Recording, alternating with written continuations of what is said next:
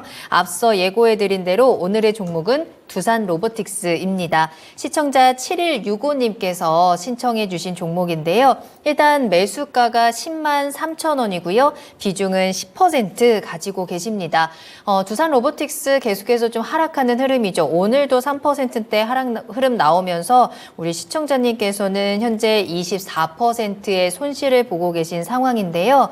12월 말에 매수를 하셨고 물타기를 해서 지금 10만 원까지 단가는 낮춰놓은 상황입니다. 12월 달에 매수하셨으면 지금 거의 고점에서 매수를 하셨죠. 최고가 12만 4천 원 찍고 지금 내려오고 있는 상황이고요. 근데 시청자님은 두산 로보틱스로 한 번은 수익을 봤었던 경험이 있어요. 8만 원대에 처음 들어가서 수익을 받고 이제 잘 올라가니까 그 고점에서 한 번 더 잡으셨는데 거기가 이제 다시 한번 꺾여 내려가는 타이밍이 좋지 않았습니다. 시청자님께서는 두산 로보틱스 우리 장기 투자로 보고 계시다고 하고요. 목표가 14만 원 생각하고 있는데 일단은 10만 원이라도 빨리 회복을 했으면 좋겠다. 도대체 10만 원은 언제 오나요? 라는 질문도 남겨주셨습니다. 자, 두산 로보틱스가 정말 계속해서 아래쪽으로만 향해 내려가고 있는 상황인데요. 어디까지가 이 조정의 끝일지 또 앞으로의 대응 전략들 두 분의 이야기 들어보도록 하죠.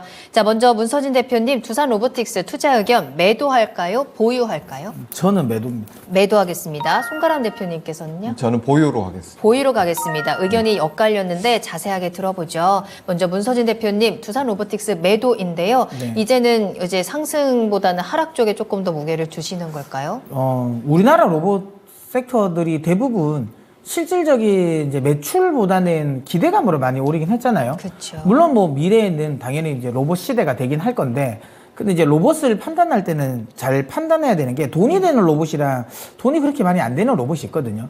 물론 저는 협동 로봇도 나쁘진 않다고 보는데, 협동 로봇 자체가 우리가 경쟁이 굉장히 좀 많아요.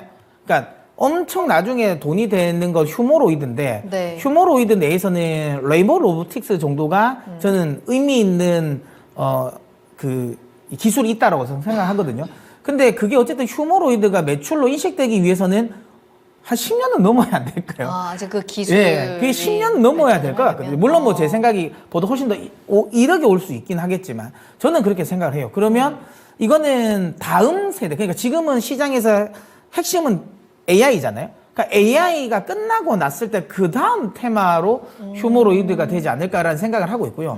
그러면 그 앞전에 매출이 나오는 건 대부분 다 협동 로봇, 아니면 이동형 로봇 이런 쪽인데, 서비스 로봇. 근데 이게 엄청나게 기술이 있지가 않는 거거든요. 그러니까 마진이 그렇게 높지가 않아요. 그리고 협동 로봇 같은 경우는 중국과의 또 경쟁 관계, 그나마 다행스러운 건 유럽이나 미국이 어쨌든 중국이 그러니까 산업에 대한 규제가 좀 있으니까 좀 틈새로 좀 들어갈 수 있는 건 있는데 크진 않다. 참고로 그 협동 로봇 시장이 2026년까지 전체 네. 글로벌 전체 시장이 2조거든요. 2조. 그걸 내가 있는 거 협동 로봇 시장을 내가 다 먹어도 2조밖에 안 돼요. 아, 생각보다 되게 작네요. 작습니다. 그리고 우리가 많은 감속기에서 그러니까 하모닉 드라이브 이런 거 있잖아요. 로봇 팔 감속기. 그쪽 시장이 2030년까지 전체 시장이 3조밖에 안 돼요. 근데 이제 SPG라든지 이런 감속기 관련 종목들은 엄청나게 많이 올랐잖아요. 그러네요. 예. 저는 그래서 그게 너무 지금은 좀 고평가가 아닐까라는 생각을 합니다. 실제로 매출 인식과 관련된 부분이 잘 안 나오는데, 지금 이게 시총이 5조거든요. 근데 뛰어넘었군요. 네, 5조인데 지금 현재 빠져서 5조예요. 근데 만약에 이게 최소한 뭐 예를 들어 PER 한 50배 정도로 가려면, 네. 그러니까 영업이익 기준으로, 그것도 단기 순이익 말고 그냥 나름 그래도 좀 좋게 평가해서 영업이익 기준으로 뭐 한 50배 가려면 그러니까 1,000억 나와야 되잖아요. 그러면 협동 로봇만 가지고 1,000억을 내려면 최근에 협동 로봇이 한 마진율이 그래 안 높다고 한 7% 8%거든요. 그러면 그 조 단위 이상의 매출이 나와야 된다면 한 1조 한 2천억 정도? 근데 이미 시장은 어느 정도 한계가 있고. 아까도 말씀드렸잖아요. 그러니까 2조, 3조밖에 안 되는. 그러니까 이게 만만치가 않아요. 그래서 저는 좀 별론데, 근데 주식이라는 건 말씀드린 것처럼 그걸로만 가는 건 아닙니다. 그러니까 결국은 이거는 모멘텀으로도 갈 수 있으니까, 네. 그러니까 이슈로도 갈 수 있으니까, 그래서 제가 뭐 딱히 이거를 막 아주 나쁘게 본다라는 건 아니지만, 저는 그냥 보수적으로.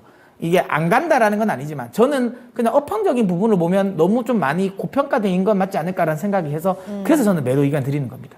그렇군요. 그러면 가격 전략을 어떻게 짜면 될까요? 저는 반등 나오면 매도인데요. 저는 9만 원 정도 올라오면 매도하셨으면 좋겠다라고 생각하고요.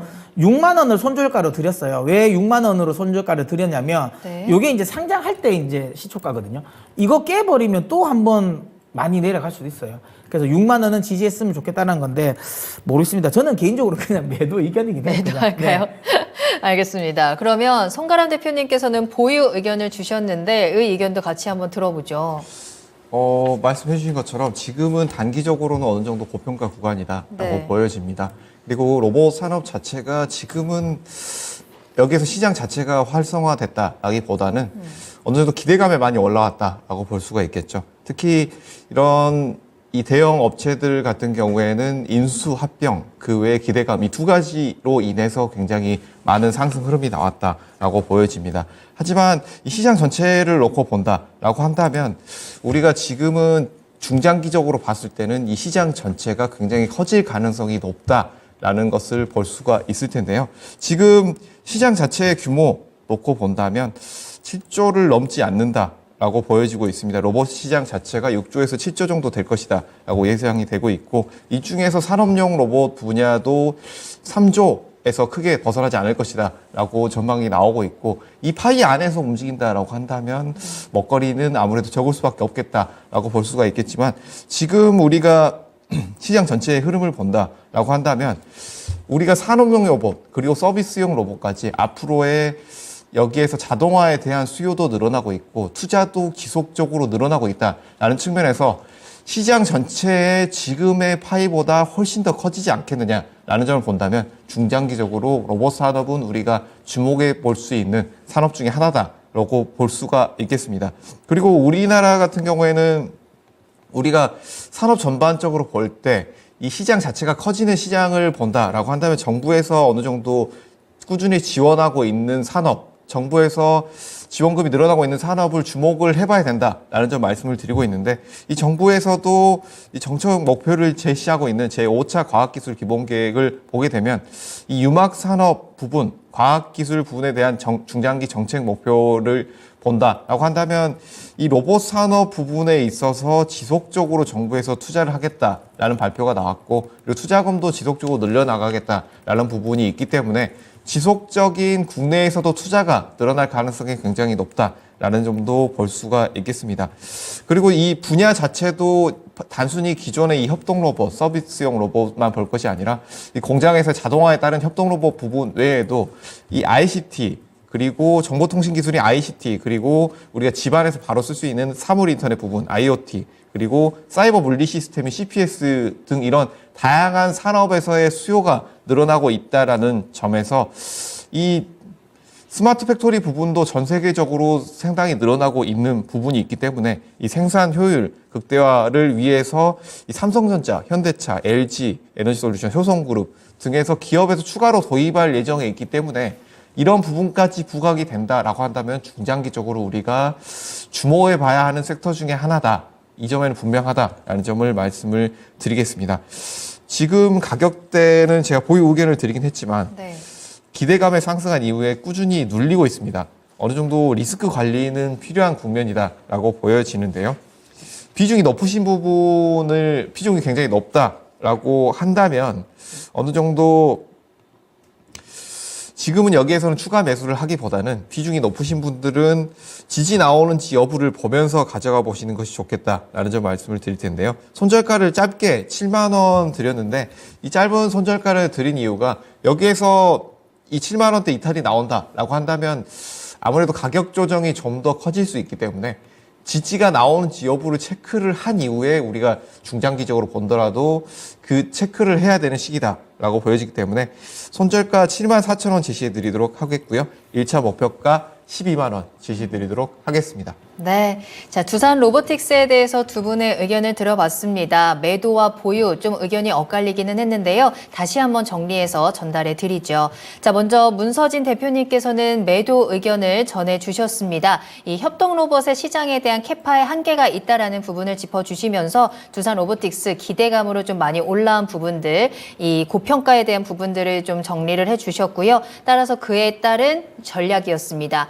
반등시 매도 의견 전해 드리면서 목표가 9만 원으로 전해드렸고요. 손절가는 6만 원입니다. 이 부분 함께 참고를 하시면 좋을 것 같고요. 반면에 송가람 대표님께서는 보유 의견 주셨는데요. 로봇 산업의 성장 그리고 지속적인 투자에 대한 부분에 좀 더 중점을 두셨어요. 그러면서 조금 더 가능성은 있지만 지금 계속해서 기대감 올라갔던 거 조정 나오는 구간인 만큼 리스크 관리는 반드시 필요합니다. 손절가 7만 4천 원 전해드렸고요. 목표가 12만 원 전해드렸습니다.